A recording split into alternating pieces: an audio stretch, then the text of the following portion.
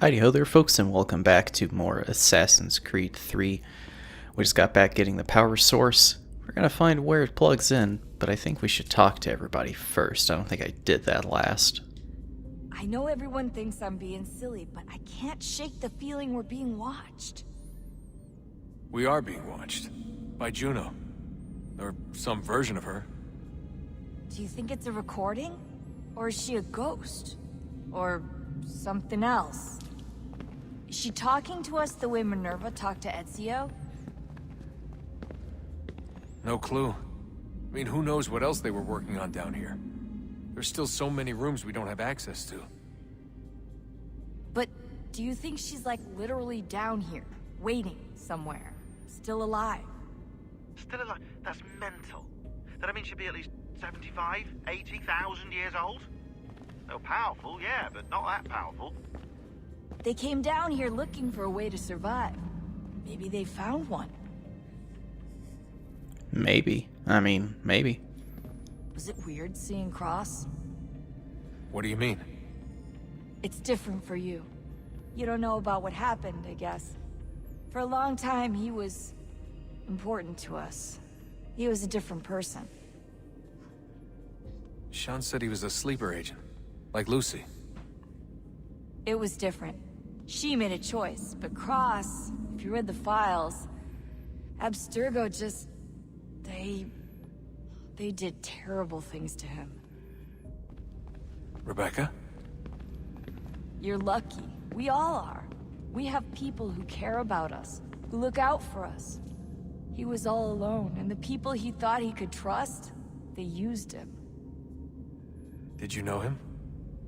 No, but I knew Hannah. Who's that? She tried to help him. She trusted him.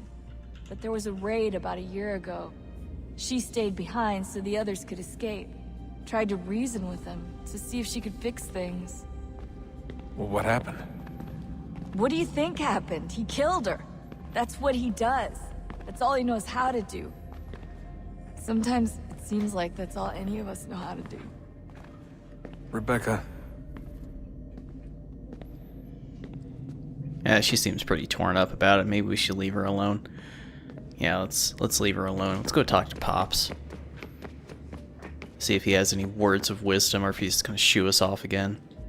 Son, I owe you an apology. I shouldn't have lashed out like that. Really? You have to understand, I've never been very good at this. Never mind that we live rather extraordinary lives. Yeah, I kinda liked my ordinary one. You can't escape who you are, Desmond. So I've noticed. Look, it's silly for us to go back and forth like this. I admit, I did a shitty job raising you. I apologize, I'm sorry. But it's important you understand it didn't come from a bad place. You're my son. I love you. I guess I was so busy trying to make sure nothing bad happened, I didn't consider the consequences. Truce? Hell yeah, let's hug it out, Dad. I can't believe it's taken me so long to ask, but... How's Mom? She's not... No. Your mother is fine. We decided it was safer if we split up for this job. Always assuming the worst. For good reason. Can I at least say hi to her? I'm sorry, it's too risky. Maybe when we're done. Aw, come on. Right. When we're done. Can't send her like a Skype or something. We're just gonna keep walking? Have we ever tried to make peace with the Templars? Throughout our history, there have been moments. Several, in fact. But it's impossible. There are existential differences, insurmountable. If there were to be unity, it wouldn't be a truce so much as a submission. But knowing what's about to happen, wouldn't it make sense to try and talk to Vidic? Come to an arrangement, even if it's only temporary? We'd all be so busy watching our backs, nothing would get accomplished. Imagine that. We're more productive at war. Well, have we ever tried sending in someone? Doing to them what they did to us with Lucy? Or Cross? We have, and it's never worked. We've sent people who were either too weak and found themselves turned, or too strong and were unable to carry out the charade. I just feel like we all want the same thing. We use the same words, but that's all they are, words. In the end, it all comes down to freedom. We seek it, they detest it. And so there's never an end to the fight. Not until one side is completely gone. Is that even possible? Probably not. Our two groups have existed in one form or another since, well, since forever. But things can be better than they are. And that's something. Yeah, I guess you're right. There's always some type of Templar or assassin group. Did you look for me, Dad? When I was gone? Every day. Come on. I mean it. Every night I'd look, searching for your name or variations of it, hoping you'd slip up. Abstergo only found you first because they had better access. A few more days and it would have been me. Well, I'm here now. And I'm glad. It's like the closest heartfelt speech we've got from him. Do you think Lucy regretted what she was doing? And there's a lot. I used to think I knew her well, but clearly that wasn't the case. So I really can't give you an honest answer. She seemed so sincere, though. Like she really wanted to make a difference. Yes, well, when I first met him, I thought the same thing about Cross. It just keeps happening over and over again. What does? Everything. Don't get weird on me, Desmond. No, it's fine. I'm fine. Don't worry. All right, then. You should think about getting back in the Animus. We've got to find that key. Alright, you got it, Pops. We should probably get back to Connor. Alright. Will do. Let me go talk to Sean, my favorite. Ah, Desmond, there you are. Can I ask a favor? Maybe? When this is all over, I'd like to try turning the dial back on the Animus. Like, all the way back. To the time of the first civilization. You think it would work? There was no real loss of fidelity when you visited Altair. Then again, that was about 1,000 years ago, and I'm looking at going back at least 70,000 more. Sure, I'd be up for it. It'd be interesting to see what things were like back then. Excellent. I think it would prove most enlightening. I don't know, man. With how the Assassin's Creed games have gone, the closest we got is like 400 BC. So this is how it started. What are you up to? Just brushing up on my American history. Well, I say history. They certainly teach you strange things in the States. Like what?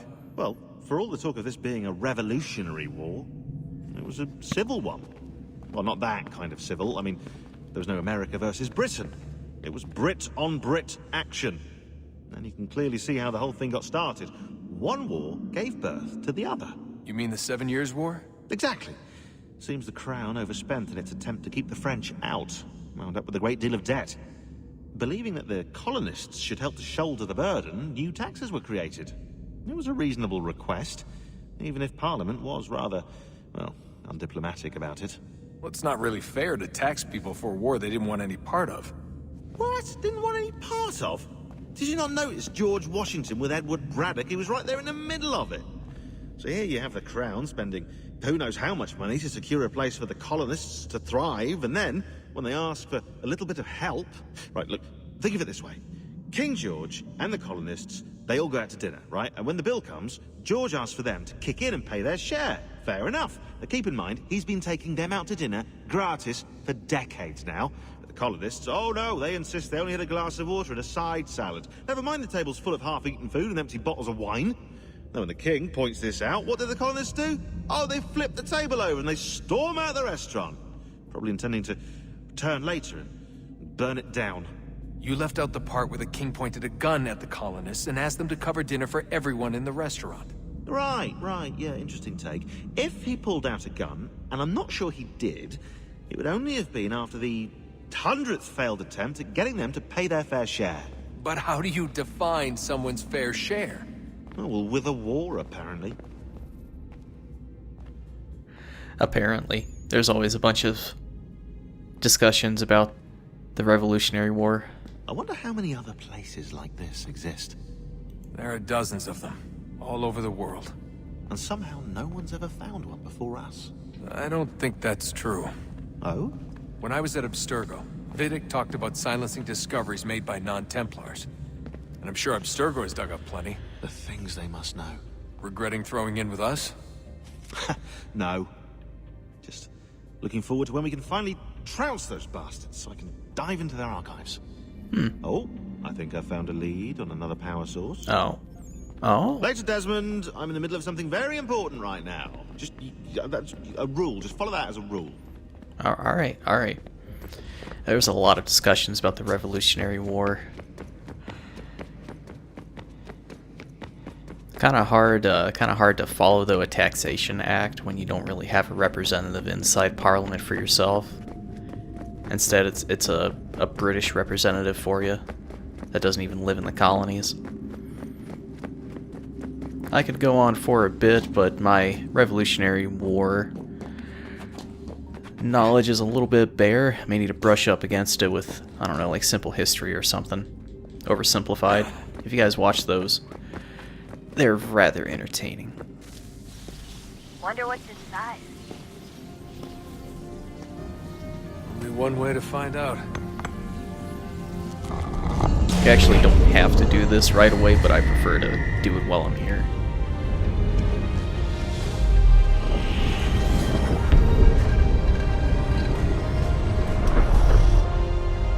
That's at least one part of the bridge. And another door opened. Well, let's go see what's in that door. Let's see if I can make this without pancaking. Got it. Man, that is a really far jump. Alright, let's go see. I am interested.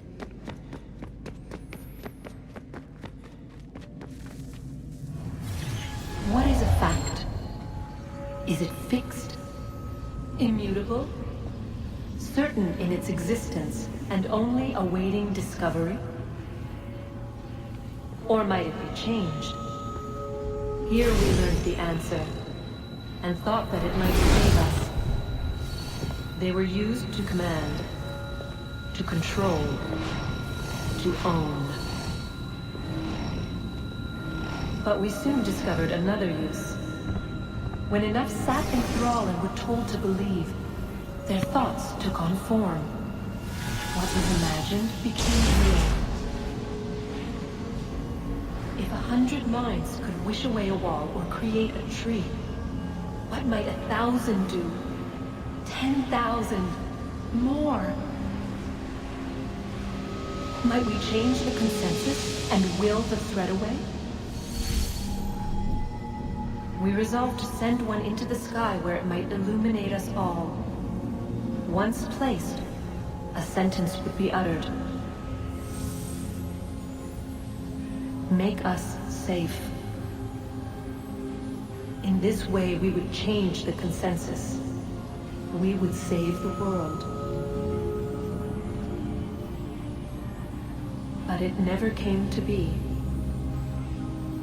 We sent a dozen of them skyward, but there was no way to maintain control, to direct the beam, to enthrall the world, to speak the words. Though this was strange and dangerous, what we tried next was worse.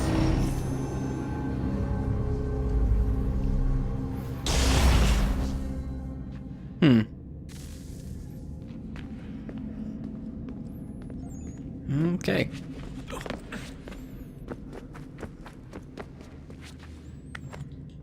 What's up here? I think we're getting close to another one.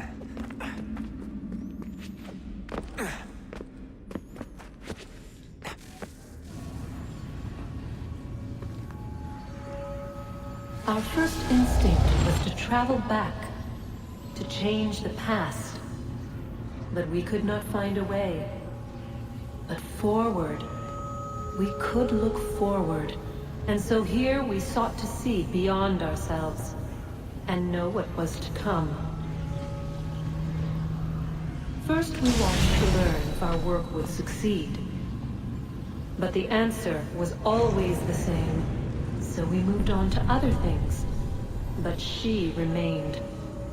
The one you call Minerva. In time, she too stopped looking, and instead began to speak. She called out across time, in the hopes that you might be saved. She hid messages where none might find them, save for you and those within this place. Fascinating.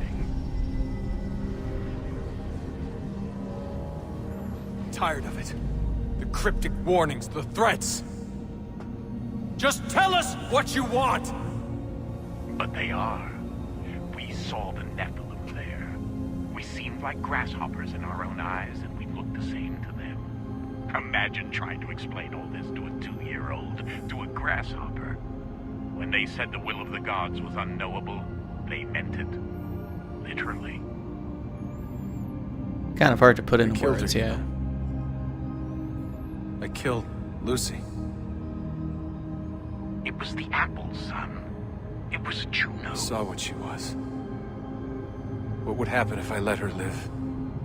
I could have stopped myself. I mean, there was a force there. But I didn't have to. I chose to.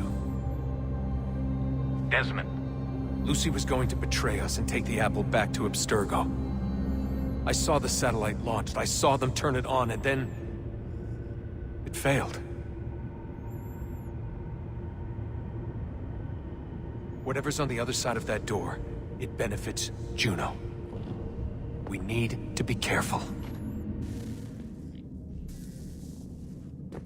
Well, that's certainly some enlightenment. I think this is where another power source is supposed to go. Yeah, it's over there. I don't think I can get over there just yet, though. I may be able to.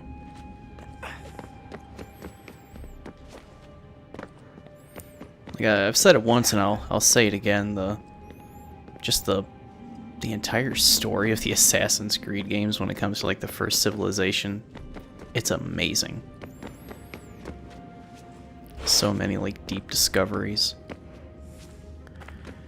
Can I get up here? I don't know. I remember this part always giving me trouble, but I think it's like right here. I don't have a power source though, so I think coming up here is like next for nothing. Yeah, it's just the next place to put the power source. Okay. So I know how to get here. I'm probably going to forget the next time I get a power source though.